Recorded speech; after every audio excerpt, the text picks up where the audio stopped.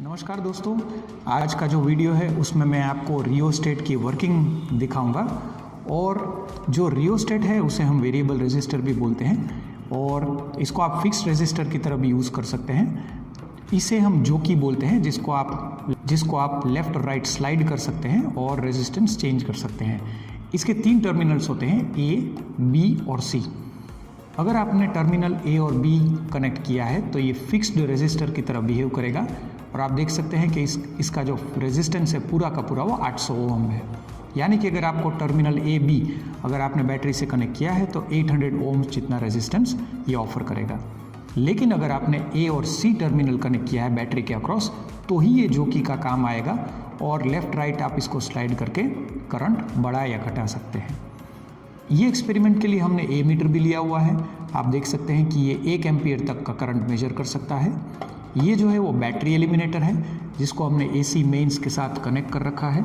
और जब इसमें 230 वोल्ट्स का पावर सप्लाई ऑल्टरनेटिंग करंट आएगा तो ये नॉब को आप सेट कर सकते हैं 2, 4, 6, 7, 8, 12 तक, और आप इसमें से डीसी आउटपुट निकाल सकते हैं। मतलब अगर मैंने अभी जैसे इसको ऑन किया तो ये नॉब को मैंने रखा है 6 वोल्ट पे, मतलब 6 वोल्ट डीसी आउटपुट मुझे मिलेगा। अंदर कितना आ रहा है 230 एसी वोल्ट और बाहर कितना निकल रहा है 6 वोल्ट डीसी।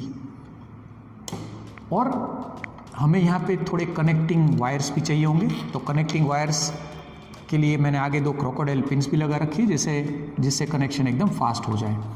तो आपको ये हमेशा ध्यान रखना है कि ए मीटर जो होता है उसको हमेशा सीरीज़ में जोड़ते हैं, ठीक है। तो आइए मैं आपको सारे कनेक्शंस यहाँ पे दिखाता हूँ।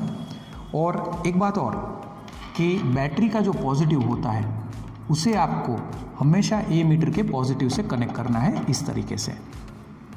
और हम रेड वायर यूज़ करेंगे पॉजिटिव के कनेक्शंस के लिए, और जो ब्लैक वायर होता है उसको हम दिखाएंगे नेगेटिव के कनेक्शन के लिए। तो अब ये जो दूसरा वाला कनेक्शन है नेगेटिव, ये जाएगा यहाँ पे, क्योंकि हमें रियोस्टेट का वेरिएबल रेजिस्टेंस का कॉन्सेप्ट दिखाना है तो हम टर्मिनल्स ए और सी यूज़ करेंगे। अभी टर्मिनल सी को हम जोड़ देंगे बैटरी के नेगेटिव से। अब आप देख सकते हैं कि सर्किट पूरी कंप्लीट हो चुकी है। मैं आपको दिखाऊंगा। आप देख सकते हैं कि ये बैटरी का पॉजिटिव है, मतलब इलेक्ट्रिक करंट यहाँ से बाहर आएगा, फिर इलेक्ट्रिक करंट इस वायर से होते हुए ए मीटर में जाएगा, फिर ए मीटर से करंट निकल के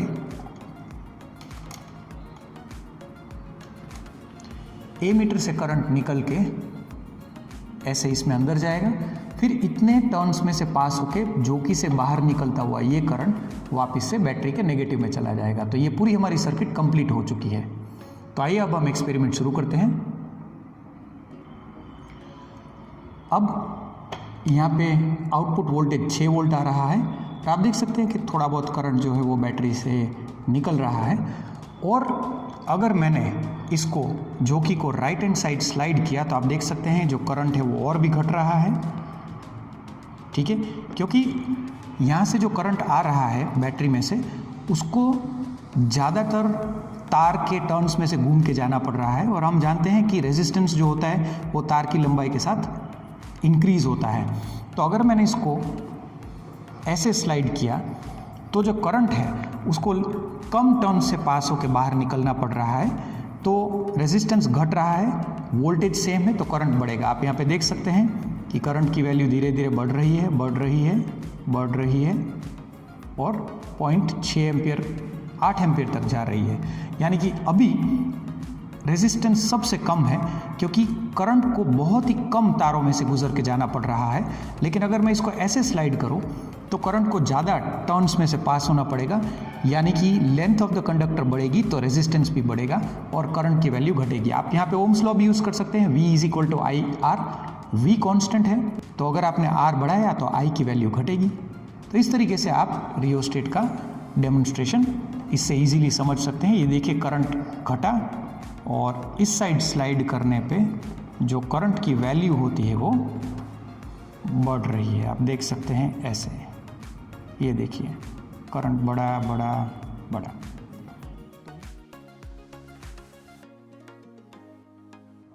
तो यहाँ पे हम रेजिस्टेंस की वैल्यू कांस्टेंट रख के पोटेंशियल डिफरेंस जो है रेजिस्टेंस के अक्रॉस वो बढ़ाएंगे और उस हिसाब से यहाँ करंट की वैल्यू भी हमें इंक्रीज होती हुई दिखाई देगी। तो यहाँ पे करंटली जो पोटेंशियल डिफरेंस 2 वोल्ट्स सेट किया हुआ है और आप देख सकते हैं कि जो रेजिस्टेंस हमने फिक्स किया हुआ है रियोस्टेट का और यहाँ पे जो करंट है उसकी वैल्यू लेस देन 0.1 एम्पियर है और अगर हम 4 वोल्ट करते हैं तो यहाँ पे करंट की वैल्यू बढ़ रही है। अगेन 6 वोल्ट्स, 8 वोल्ट, 10 वोल्ट और 12 वोल्ट पे यहाँ पे करंट की जो वैल्यू है वो बढ़ रही है। वापस से वोल्टेज को अगर हम डिक्रीज़ करें तो यहाँ पे एमीटर में करंट की वैल्यू भी डिक्रीज़ होगी।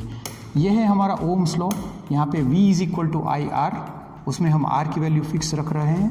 तो पोटेंशियल डिफरेंस को अगर बढ़ाएं तो प्रोपोर्शनेटली करंट बढ़ेगा या फिर घटेगा। तो उम्मीद है दोस्तों कि आपको ये एक्सपेरिमेंट अच्छा लगा होगा। धन्यवाद।